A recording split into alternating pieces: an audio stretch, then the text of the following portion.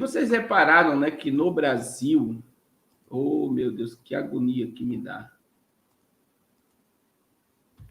Tentar achar... Eu estou tentando achar aqui um... No Brasil, as coisas parecem que estão caindo no esquecimento. Né? Qual é o que está caindo no esquecimento no Brasil?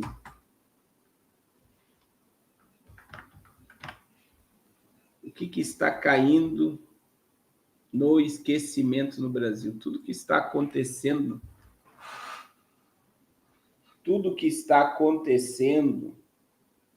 ou que estava acontecendo, CPI do INSS, a questão do próprio ex-presidente na cadeia.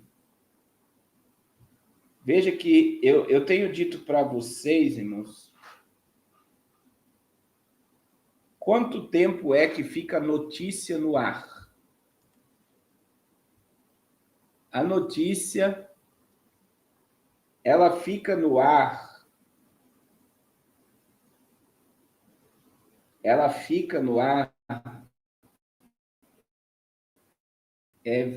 no máximo 10 dias.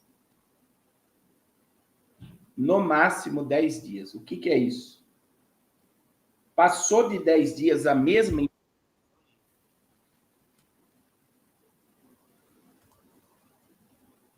Passou de 10 dias a mesma informação, as pessoas não aguentam mais. As pessoas não aguentam mais. Mas veja, eu tenho dito, né? Eu tenho dito para vocês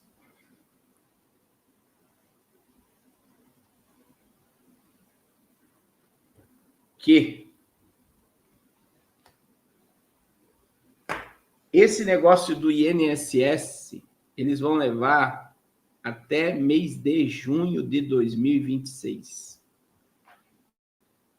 Alguém sabe por que vai se levar até junho de 2026?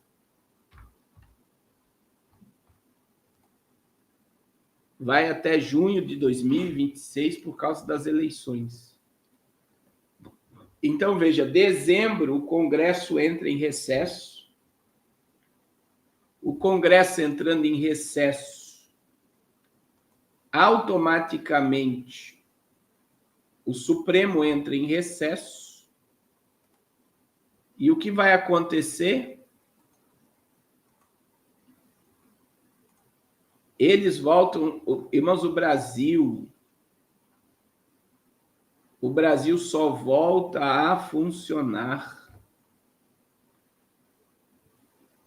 no mês de março, depois do Carnaval.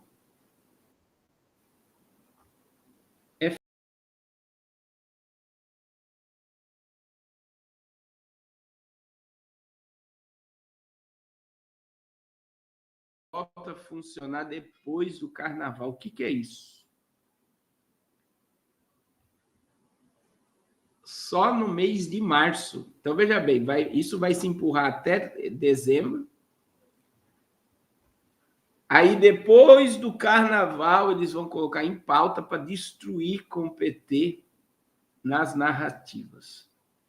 Outra coisa, que depois que o Lula foi enquadrado por Donald Trump, eu não ouvi mais falar de regulamentação sociais. Eu não ouvi mais falar da regulamentação das redes sociais. Outra coisa, Bolsonaro já está abandonado e esquecido.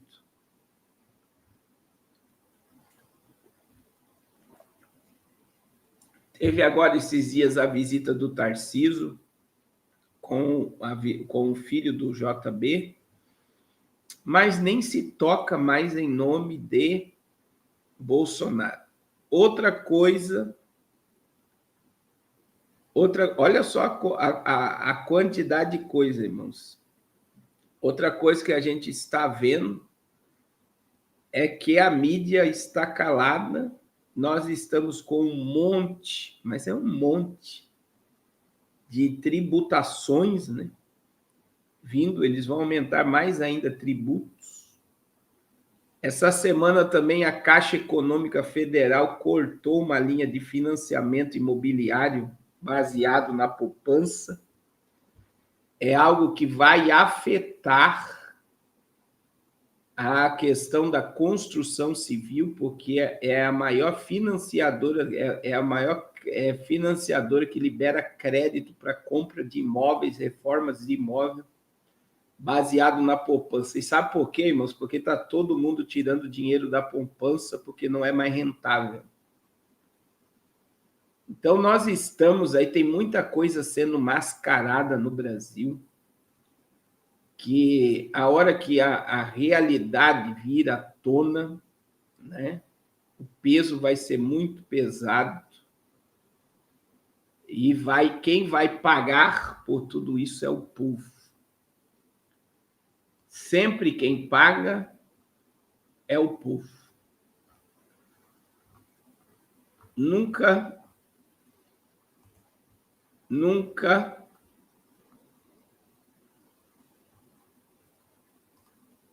vai ser os poderosos. E aí, também essa semana, o filho, né, que está lá nos Estados Unidos, ele quer ser candidato a presidente, dizendo que precisa ter um nome Bolsonaro para concorrer à presidência. E aí, olha aí, ó, o filho do presidente, não há escapatória. Eduardo Bolsonaro rebate Gilmar Mendes sobre lei anti-embargo. O deputado federal Eduardo Bolsonaro utilizou suas redes sociais para se posicionar contra a proposta do ministro do Supremo Tribunal, Gilmar Mendes. Na última terça-feira, Mendes havia defendido a criação de uma lei anti-embargo no Brasil. A proposta serviria como uma resposta legal às recentes sanções internacionais, como suspensão de visto e aplicação da lei Magnitsky, ao ministro Alexandre de Moraes, o colega da Corte de Mendes. O magistrado destacou que o tema já é debatido e aplicado na Europa em relações a países como Cuba e que o Brasil deve se proteger. No Brasil, tivemos recentemente cassações de vistos de autoridades e a aplicação da lei Magnitsky a um colega. Estamos nos debruçando sobre o debate da lei anti-embargos para proteger as autoridades aquelas entidades que sofrem sanções secundárias, como bancos e prestadoras de serviços. E acho que o Congresso é o locus adequado para esse tipo de proteção, afirmou o ministro. A resposta de Eduardo declarou que Gilmar Mendes não aprendeu nem com a lei Magnitsky. O deputado minimizou a eficácia de uma lei nacional contrária às sanções internacionais, citando o impacto global para a legislação americana. Essa legislação, ainda que alcance norte-americana, estabelece parâmetros que nenhuma jurisdição conseguiu ignorar seu sucesso. A União Europeia, por exemplo, tentou avançar em iniciativas próprias, mas enfrentou os mesmos limites. A realidade é clara. Não há como escapar da lei Magnitsky, argumentou. Ele alertou que as instituições brasileiras seriam forçadas a se submeter às exigências dos Estados Unidos para manter seu acesso ao mercado internacional. Empresas e instituições financeiras brasileiras terão que se adequar às sanções presentes e futuras dos Estados Unidos se quiserem manter acesso ao maior mercado do planeta. E crítica moral à liderança. Porém, além do debate jurídico, o parlamentar focou em uma crítica de caráter moral à liderança nacional.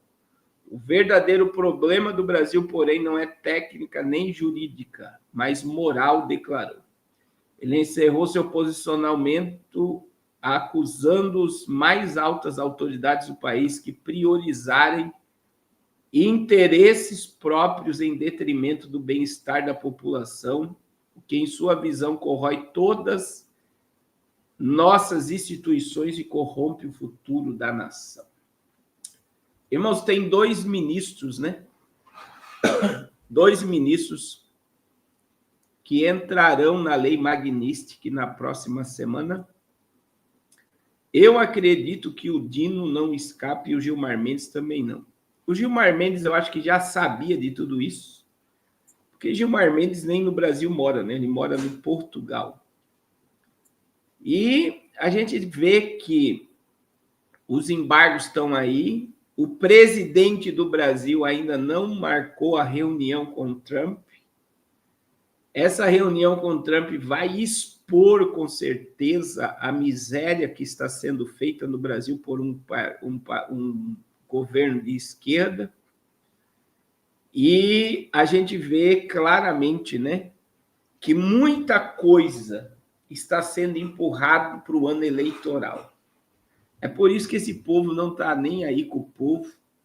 2026 a gente entra para a história mundial. Você sabe por que como o Brasil vai entrar para a história mundial?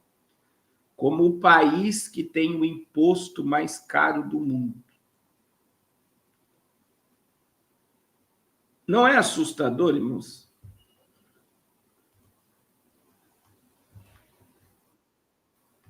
Porque a gente fala de Venezuela.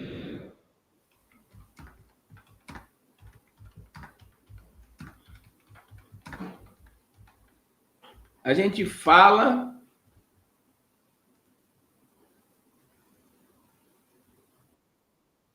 de Cuba,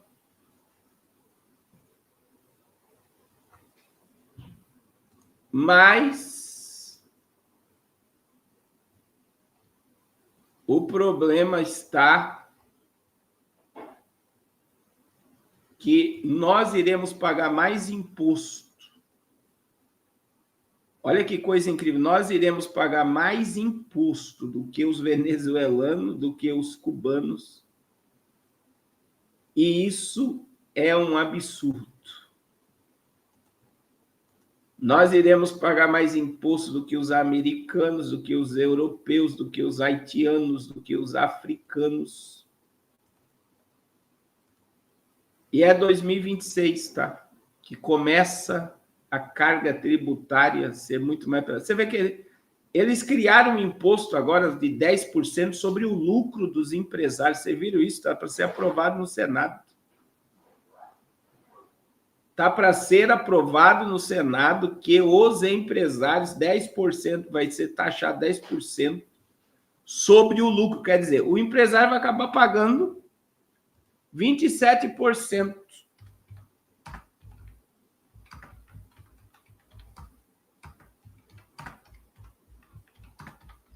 Eu vou colocar.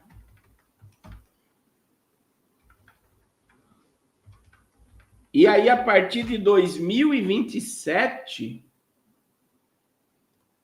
presta atenção, eles já vão sacar o imposto na origem. 2027 vai ser quase impossível qualquer ser humano no Brasil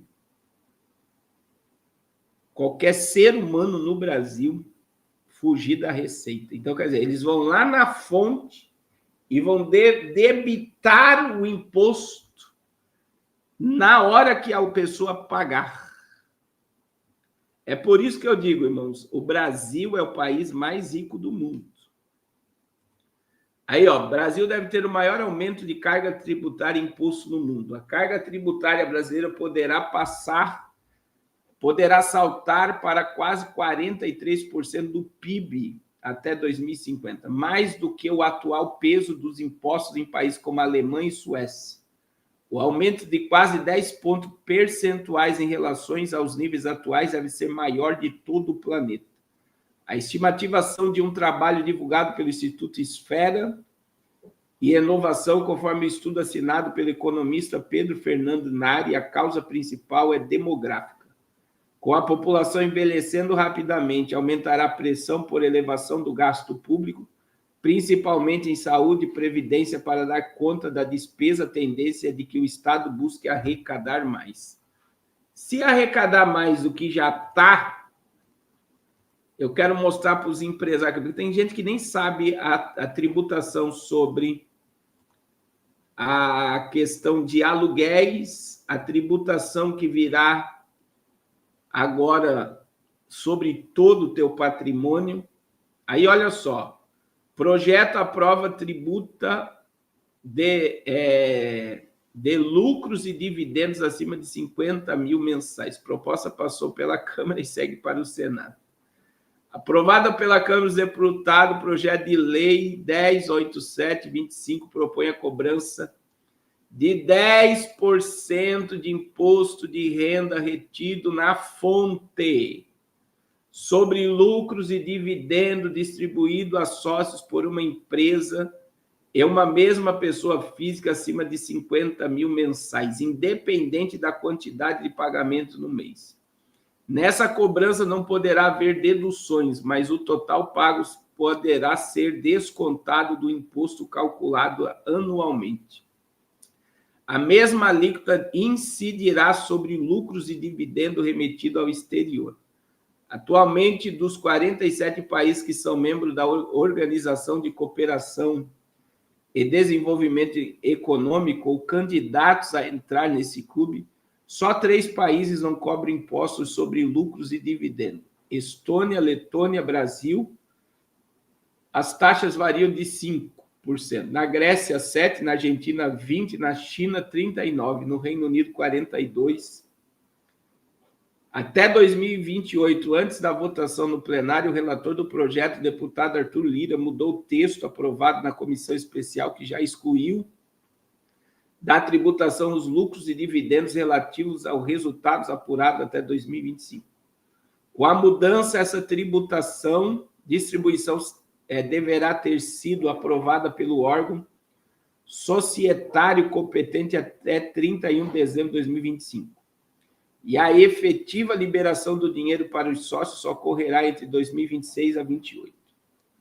Então, qualquer pessoa aí que ganha 50 mil mensais terá um imposto a mais de 10%.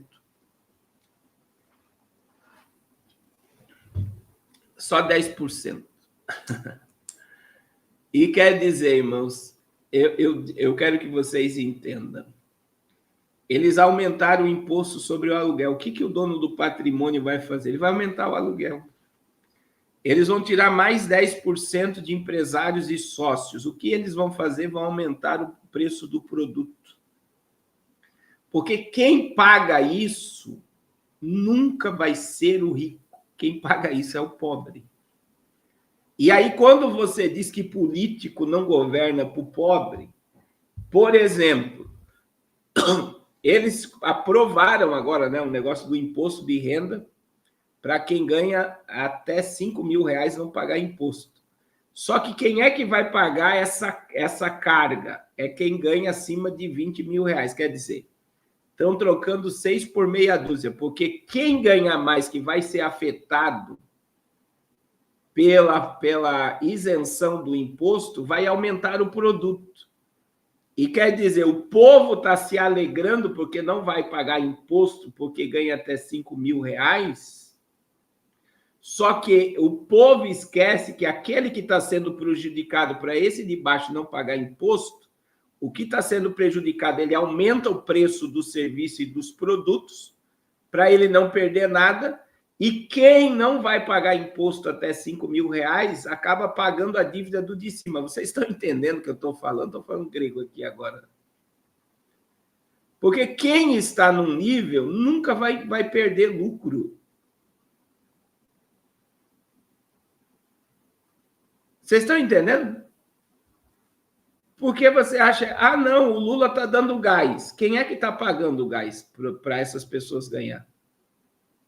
É quem tem condições. Só que quem tem condições vai aumentar o preço de meio mundo de coisa para recuperar o dinheiro do gás. O Lula está dando luz de graça para meio mundo de gente. Quem que está pagando a conta? Não é o governo federal, é os ricos. Só que o que os ricos fazem? Aumentam o preço para que as coisas continuem gerando em torno deles. Então, sempre vai ter um ciclo que as pessoas elas não conseguem entender que o peso de tudo isso, quem carrega é o povo.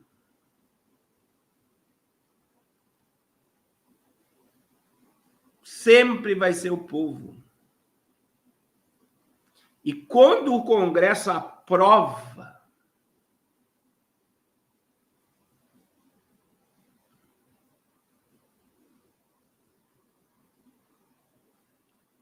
Quando um legislador aprova um negócio desse, você não tem noção quanto eles ganham de dinheiro.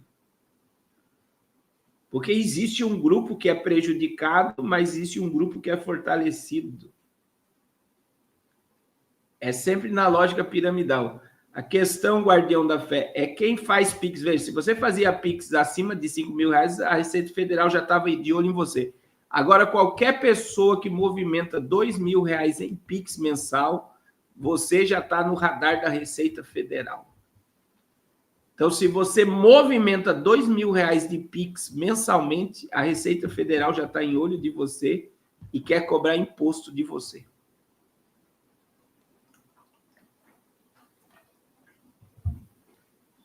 É dessa forma.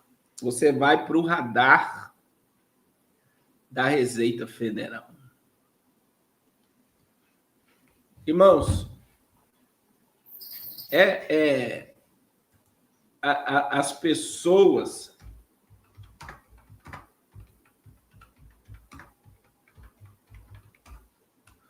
não param para imaginar. Não param para imaginar as coisas absurdas que estão acontecendo.